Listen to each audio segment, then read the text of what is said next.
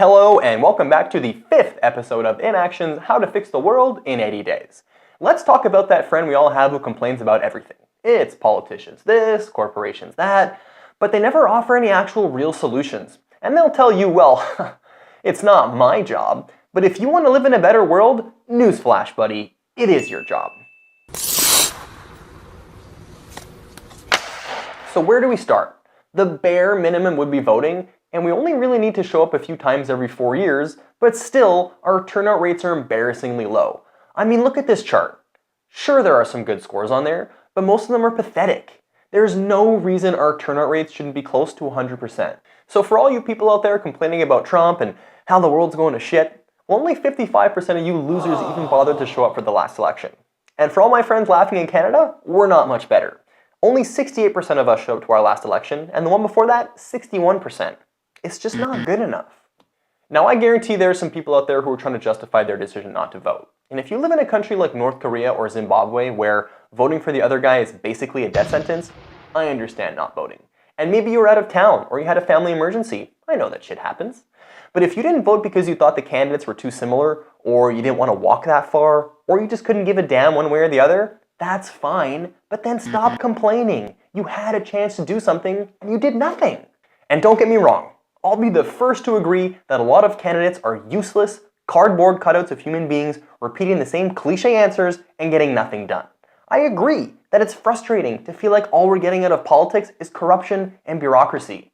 But all of these are reasons to keep demanding more, not to give up. If the world is indeed so awful, then what are you doing about it? And if you're not willing to give it your all, then how can you expect anyone else to do the same? So if you don't want to be part of the solution, then what are you complaining about? Getting involved can be as easy as reading the news on a regular basis. You want to go one step further? Volunteer, write a blog, go to a local charity event or a protest.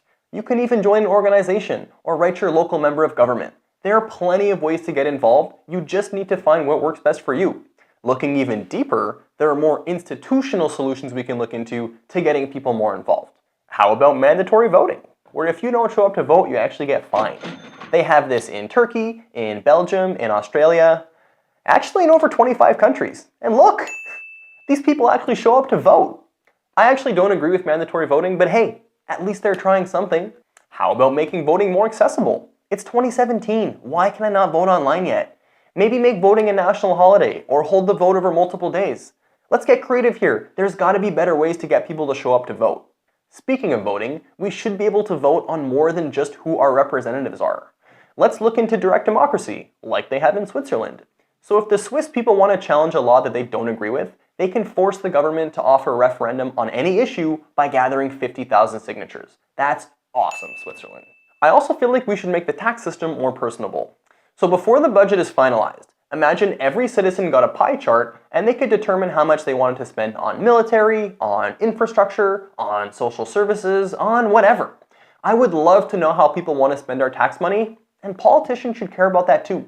How about more political education in school? Sure, we get some basics in high school, but some people can't even spell democracy, let alone understand how it's supposed to function. In the end, it's all about using the combined powers of information and participation. Sure, we all complain about the government, but without our votes, how could they possibly know what they're doing? So I can't force you to get involved, but I sure can encourage you to do so, and who knows? You might just find you have more to offer than you ever thought you did.